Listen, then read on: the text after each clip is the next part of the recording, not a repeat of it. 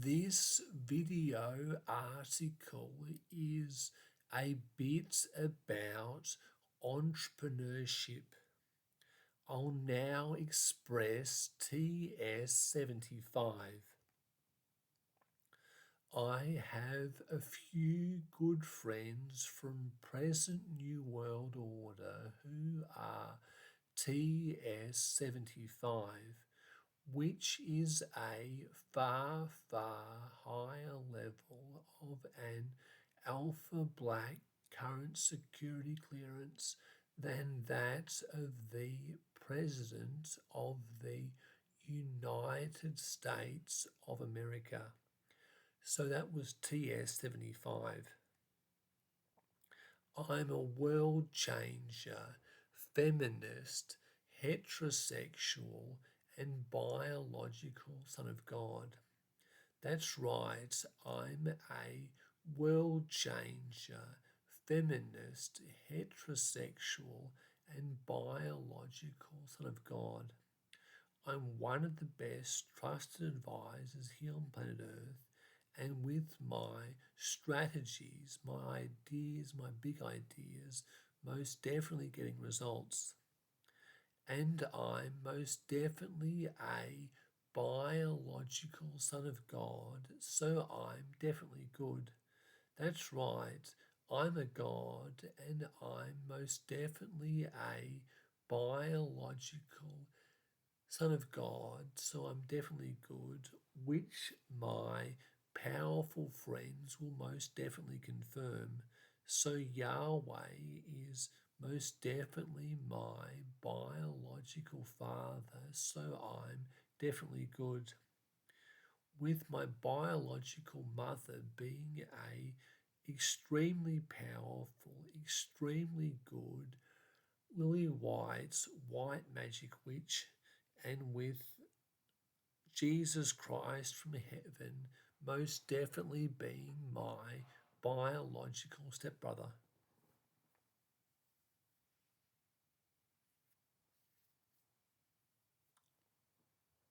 So I work reasonably hard and I most definitely get results. And what I've been doing of late is reading a fair amount about entrepreneurship, which has been impressing me a lot. Reading about entrepreneurship has most definitely been impressing me a lot. So why so? So things like better understanding sales, which is the lifeblood of an organization, because sales works well to be paid the wages to help keeping the business going. So sales is very important, I'm saying, and a better way to understand sales is to ask yourself some important questions. And a better way to understand sales and understand entrepreneurship is to be asking yourself a few key questions. Asking yourself a few key questions like, so what is the cause of customers purchasing products from the firm? And then you can then be using that sales intelligence to then be redesigning sales systems which are able to sell to your customers and prospective customers how they want to purchase from you. So I'll say it again. So what is the cause of why customers want to make purchases from me, I suppose, or why do customers want to make purchases from a firm? So you want to be having a very, very clear look, a very, very clear and deep look, I suppose, at so what are all of the causal mechanisms which cause for, so what's the cause of why customers purchase products from a firm? And then you redesign your sales processes with your sales systems with that sales intelligence, so you're then able to be selling to your customers how they want to purchase from you. You also could be having so what is the cause of your customer acquisition strategy? What's the cause of your HR strategy?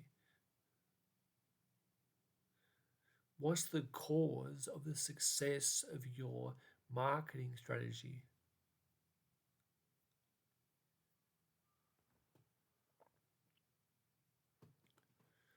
What's the cause of your go-to-market strategy? What's the cause of the value of your... So why is your value proposition so attractive when compared against competing value propositions of your competitors? How is it different? So how are you able to differentiate? So how could your firm, say, start earning one yacht at times more money per year next year by Mother's Day 2025 compared to what you've earned from the year to date for the last 12 months?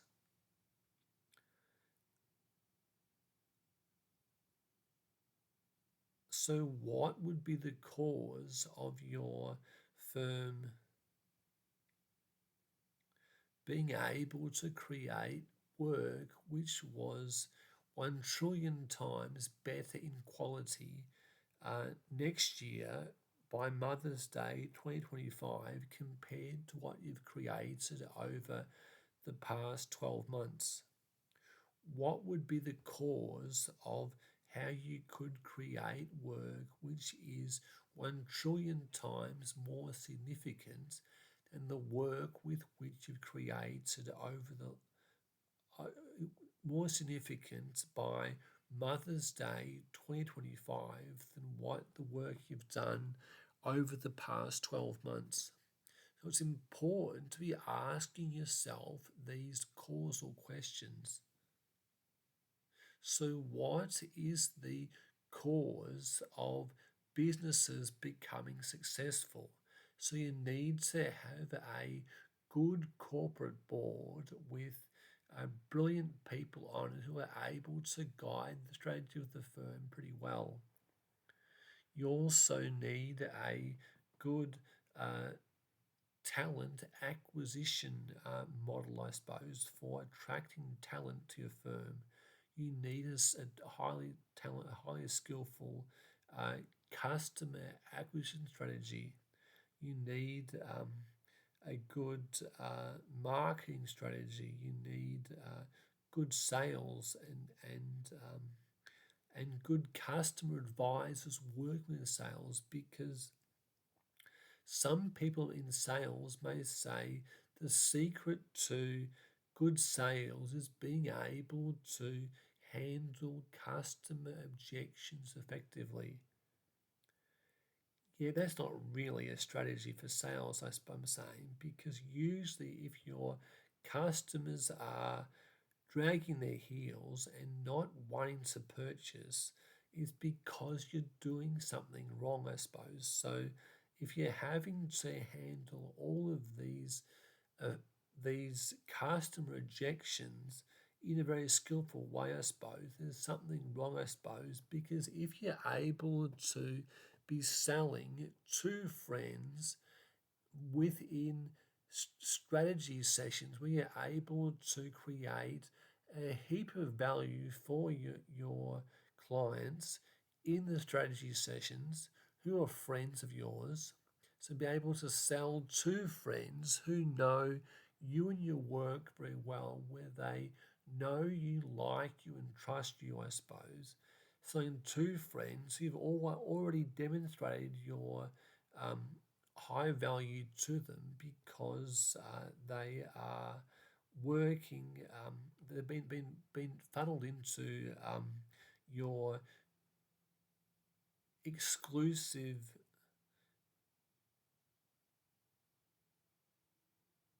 because they've been moved into your exclusive um, Facebook Messenger groups, I suppose, which has your portfolio of your work, I suppose, as a way to really be impressing them massively with your trusted advisory work and your portfolio, with your top secret work and your portfolio of your work, I suppose, and your uh,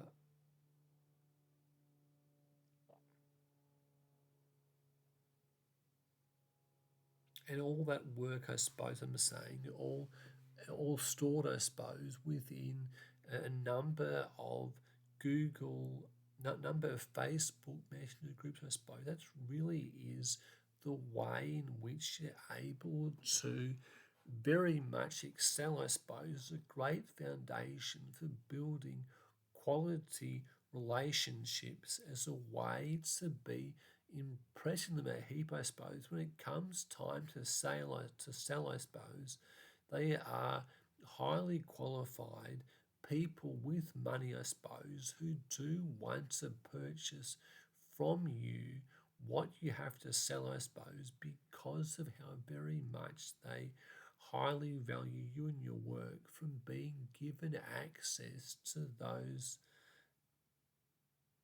from being given access to your top secret work within your Google, within your Facebook Messenger groups, I suppose, which is a really good way to sell, I suppose I'm saying, because if you're selling to someone who doesn't know you or knows a little bit, I suppose, it's hard to sell to them, I suppose. But if there's a people who you have shared with them a heap of your portfolio of your work, I suppose, well, then they know you, like you, and trust you. They aren't um, a cold lead, I suppose. They're a very warm lead, I suppose, because they already do know you, like you, and trust you from all of the high quality work with which you have already shared with them, I suppose. So, getting good at sales shouldn't be about handling objections effectively, I suppose, because if you are having to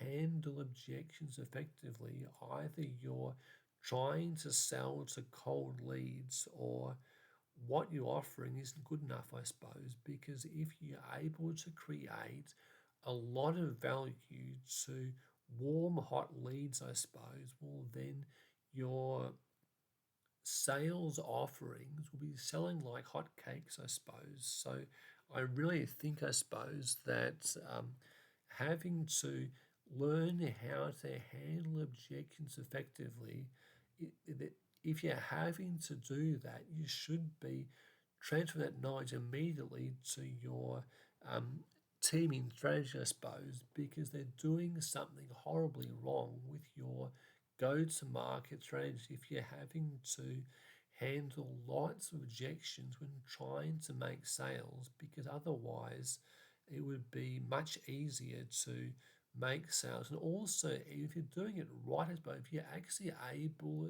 to understand the cause of why your customers purchase from you, and then to organize your sales systems and sales strategy and sales team, I suppose, to be able to use that sales intelligence of why your customers want to purchase from you, and to use that into designing new sales strategies and sales systems, I suppose, and having a good sales team, I suppose, well, then you probably could even be selling about maybe 80% of sales calls, or even selling, some of you would be better sales agent be selling even 100% of sales calls, I'm saying, because you're selling to warm, qualified leads who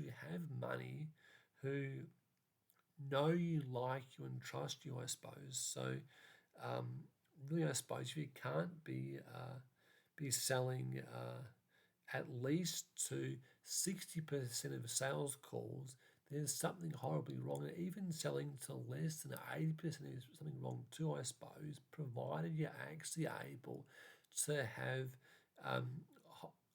good qualified leads who have money and who are warm, hot leads and who know you, like you, and trust you. Well, then your um, sales offerings would most likely be selling like hotcakes.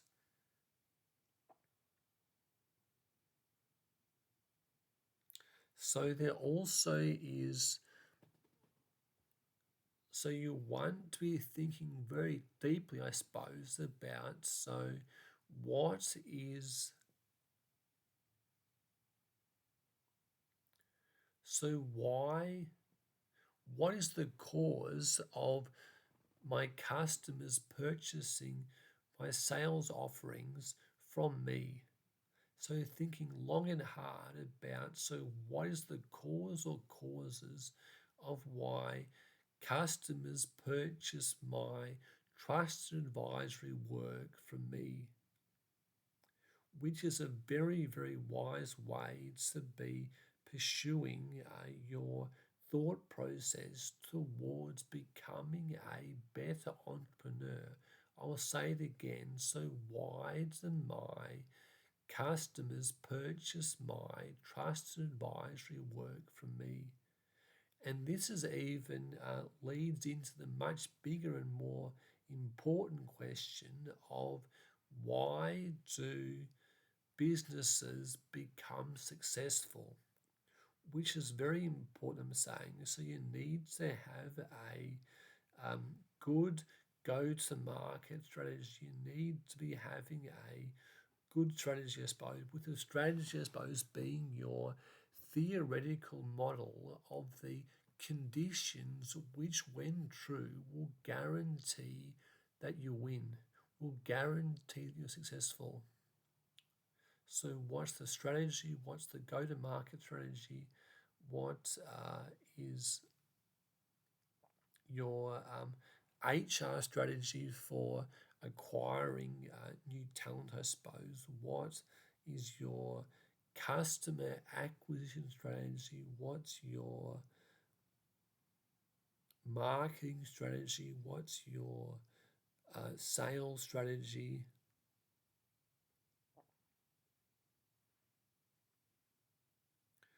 What's your strategy for being able to work to create a high performance team and a high performance culture?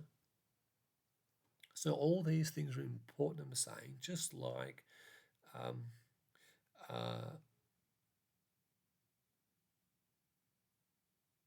so all these things are very important within high performance teams. You also want to be having activities for making your team more and more talented, I suppose. Things like having your team to be wizardry enhanced, to become much more intelligent and be able to do far, far better quality work within your high performance teams. You also want to be, so I do think that asking causal questions is very important. Things like,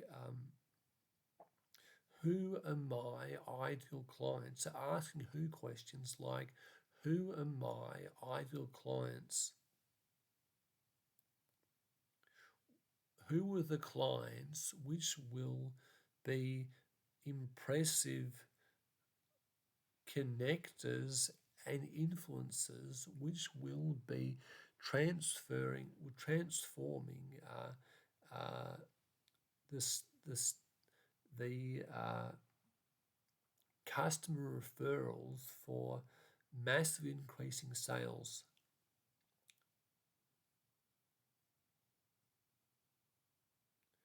Who are the members of your team who'll be able to recruit the best people into the team? Who are the members of the team who are the members of the team who will be working best at government lobbying? What questions like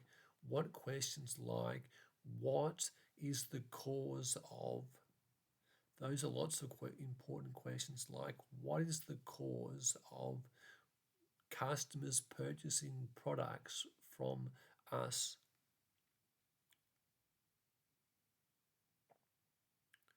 What is the cause of us recruiting better staff? What is the cause of us having a very high staff retention? What is the cause of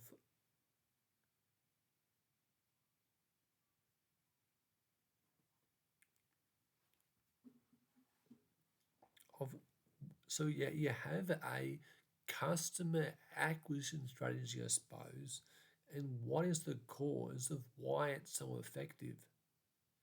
You have a marketing strategy, and what's the cause of why it's so effective?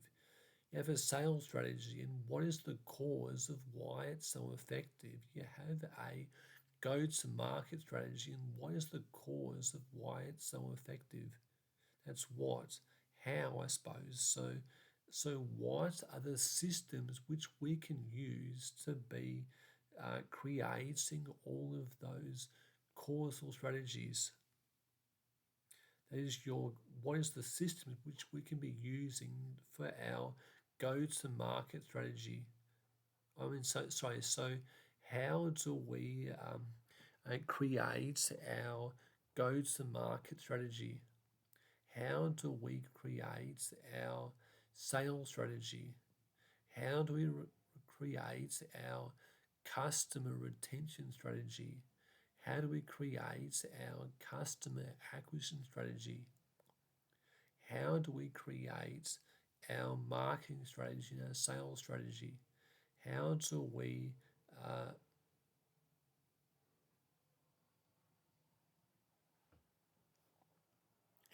hire the best talent, I suppose, within our talent acquisition strategy? So all these are interesting and worthy how-to questions to be asked, because you very much want to be asking the questions of who questions, what questions, how questions, which, I suppose, as in how questions are.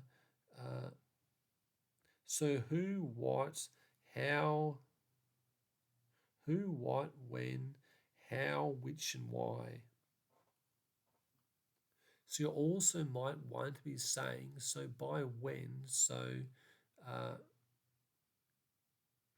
who, what, when, where, how, which, and why. So there's when, I suppose. So when is a good time to be calling your clients, I suppose? When's a good time to be calling people you think of recruiting into your firm? And usually you want to first of all introduce them to who you are and what you do, I suppose. And then after they've then read through the portfolio of your work you've shared with them, well, then is a good time to then be asking them, I suppose, to take the next step after you become a known quantity, after they know you, like you, and trust you, which is very important. So when's kind of a little bit important, I suppose. Where's important, where can be a physical location, or where can also be online, I suppose. And with me doing most of my work via online, because that channel is so very conducive for me meeting with talent via metadata free communication via the mainstream media and via social media. So I do use those two, I suppose, enough, I suppose, to be able to recruit talent, I suppose, who are people uh, who I think, hey, I like her. I don't mean to be offending my girlfriend, but I suppose I guess I'm saying is I usually do much prefer spending time with women than blokes, I suppose. So it's very rare that I would invite a bloke into my shared folders, but I do like women who are talent. I like them a lot. They impress me enough. So you definitely want to be uh, creating customer these customer acquisition strategies, I suppose, with people who you respect and admire and trust, I suppose, as good and loyal friends with good intentions, about being a very good judge of character. So I really can't speak highly enough, I suppose, for that wisdom to do with what is the cause of why customers purchase my trusted advisory work from me. That's a very, very important question, which I'm now going to be asking myself a lot, and which you also should be asking yourself a lot too, from in, res, in, res, in respect to your sales offerings as well. So you want to be asking that very deep question in terms of the very foundational causes which cause people to make purchases, I'm saying. So it definitely shouldn't be about being able to effectively handle objections, because if it is, it means that there's a problem with your sales strategy or a problem with your offerings, as I'm saying, because if people are having to be like a test of wills where you argue with them and try and persuade them to purchase from you, I suppose, that pretty much is a big warning sign that there are a lot of things wrong, I suppose, if you're having to argue and quarrel with your clients, I suppose, because if they don't want to buy, they don't want to purchase your product, I suppose, well then probably it's because there's a problem with your offerings and a problem with your sales strategy. So you really want to be changing things, to be creating warm, qualified leads, so you're able to recruit from the mainstream media or from the social media, I suppose, into your trusted advisory work, I suppose, within Facebook Messenger groups, I suppose, as a way to be having it that they very quickly that they know you, like you, and trust you, I suppose, because of your high quality work, and also even to as well be even using the mainstream media and social media.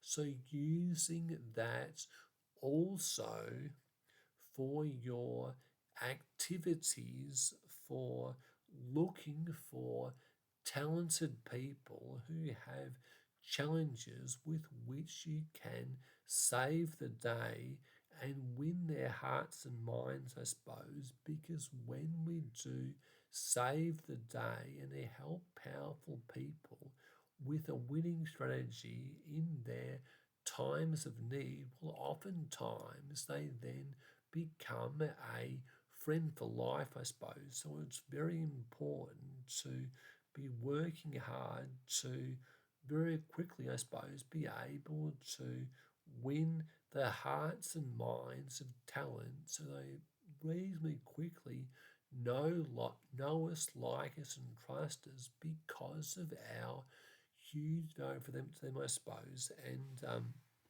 you also want to be using those 7 key questions of who, what, when, where, how, which, and why, and by which you want to be saying which factors are important, I suppose. So, in viewing the which, I suppose, in terms of which factors, which systems, um, things like that, I suppose, is a way to be able to, and especially the why, I suppose. So you might want to be asking yourself, so what is the causal, what is the cause for my customers to purchase my products from me? And then ask yourself a follow-up question of, and why is this so? So you're able to find the cause, and then also ask yourself, why is this so as well, I suppose, as a follow-up question, as a way to be better able to understand the mechanisms involved at a causal level. Because causal analysis is very important for those who want to be moving beyond chance, beyond just luck, I suppose, beyond hoping for the best, and into people who are able to get the conditions right for success as a good and loyal friend with good intentions and a big heart, while working very hard to break break through to success as a good and loyal friend with good intentions.